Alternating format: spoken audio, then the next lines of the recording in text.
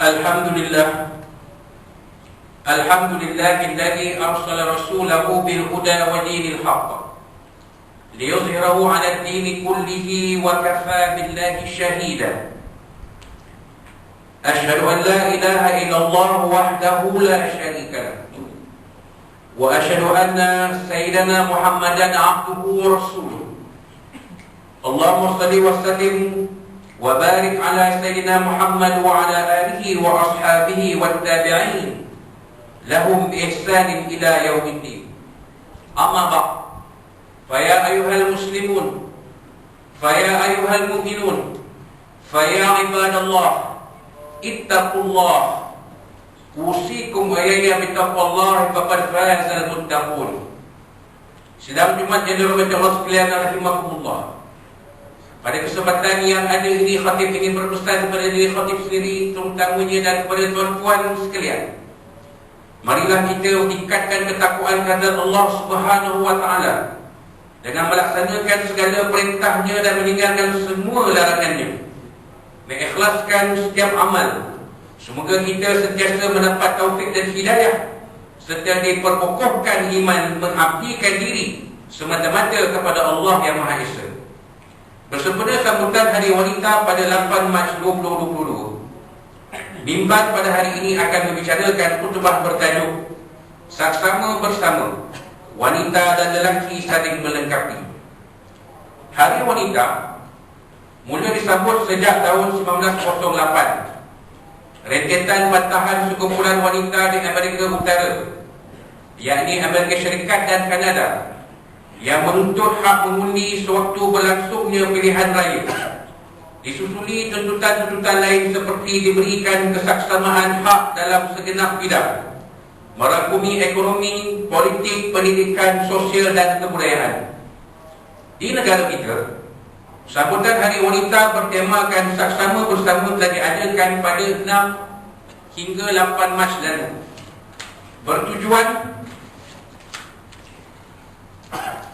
meningkatkan kesedaran dan kefahaman masyarakat terhadap pentingnya mencapai kesaksamaan bersama, demi memastikan kebolehan dan keupayaan wanita terus ditingkatkan agar dapat berperanan membantu membangunkan negara. Sidang Jumat kaum muslimin yang dimuliakan Allah, ayuhal muslimun dan a'izzah, sesungguhnya Islam telah memberi pengiktirafan terhadap wanita jauh lebih awal. Pada zaman jahiliyah, wanita dipandang hina dalam keluarga dan masyarakat, dianggap sebagai beban, dan ada pula yang dijadikan bahan dagangan untuk memenuhi keperluan nafsu lelaki.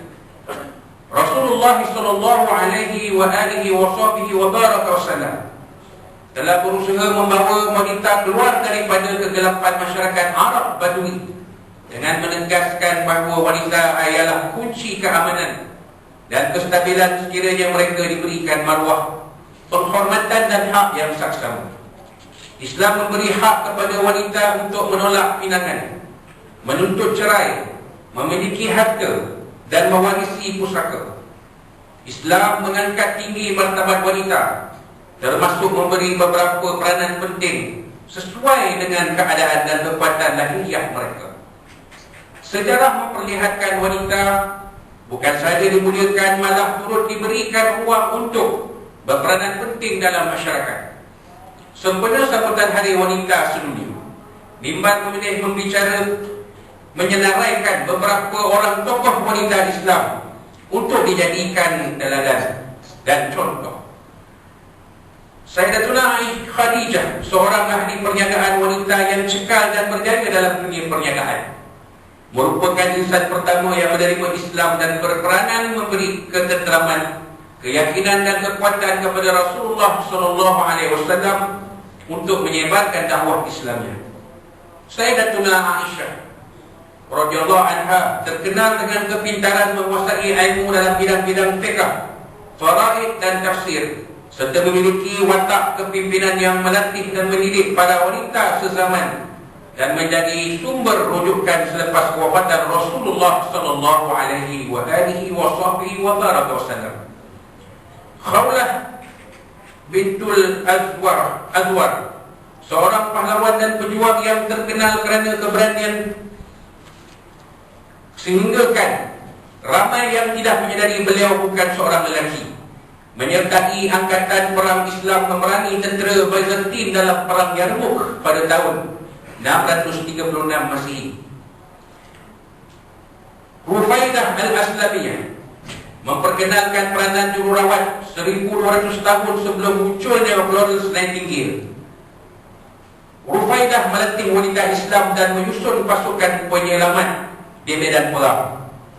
Beliau meminta Rasulullah SAW menyediakan khemah di dalam Masjid Nabawi sebagai tempat memberi khidmat dan melatih jururawat. Itulah dia polis kejururawatan pertama dalam sejarah Tamadun Islam. Sumayyah bintu Khayyat, orang yang pertama mati syahid setelah diseksa oleh Abu Jahal, disebat di bawah terik matahari sehingga melepuh kulit. Kemudian dia ditikam dengan tombak kerana cekal berpegang kepada kalimah tauhid La ilaha illallah Muhammadur Rasulullah.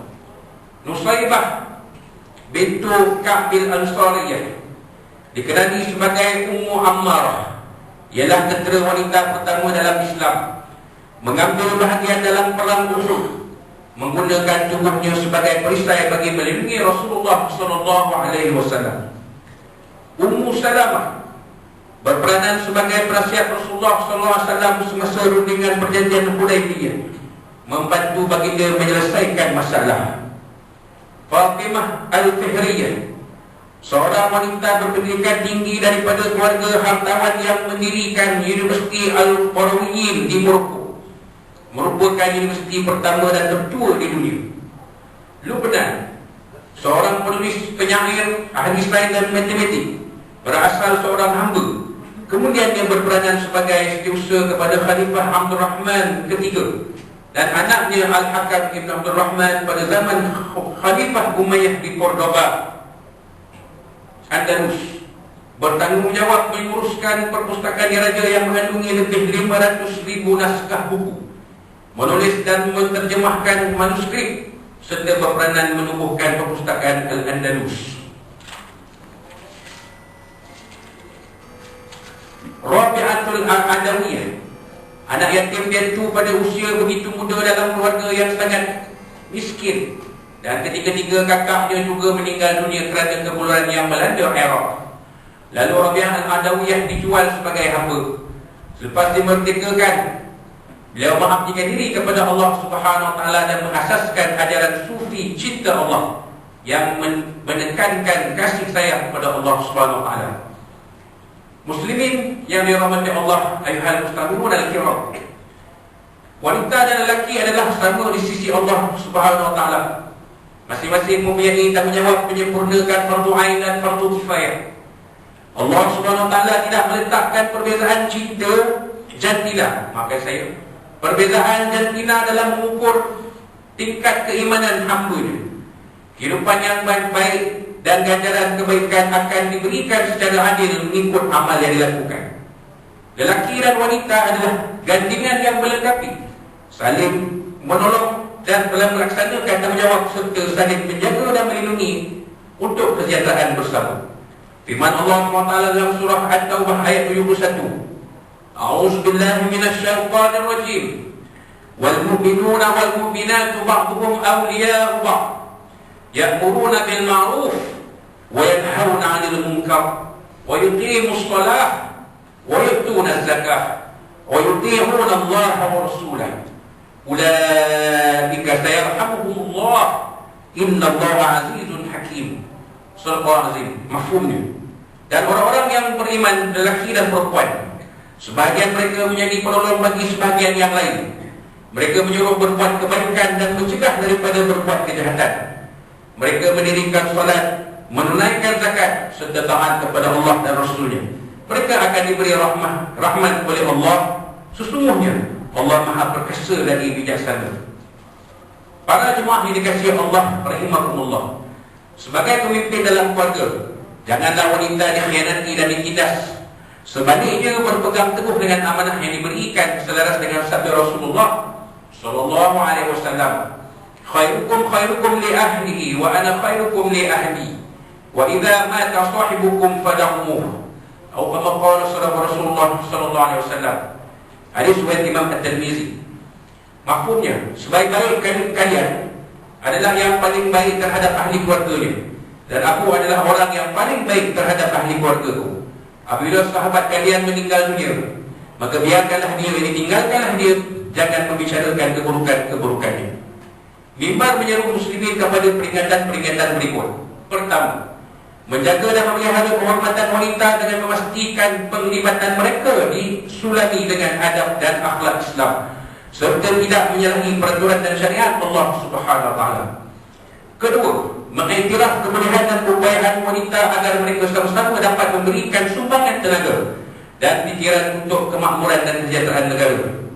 Ketiga, menghargai bahawa wanita dikurniakan dengan naluri kasih sayang dan kasihan belas yang tinggi, yang sangat diperlukan untuk mengasuh dan membimbing anak-anak dalam hasrat membentuk generasi ulul albab. Keempat, bagi suami bahawa wanita memikul beban tanggungjawab lebih berat dalam kehidupan berkeluarga, bermula daripada mengandung, melahirkan, menyusukan, membesarkan, mendidik dan mendewasakan anak.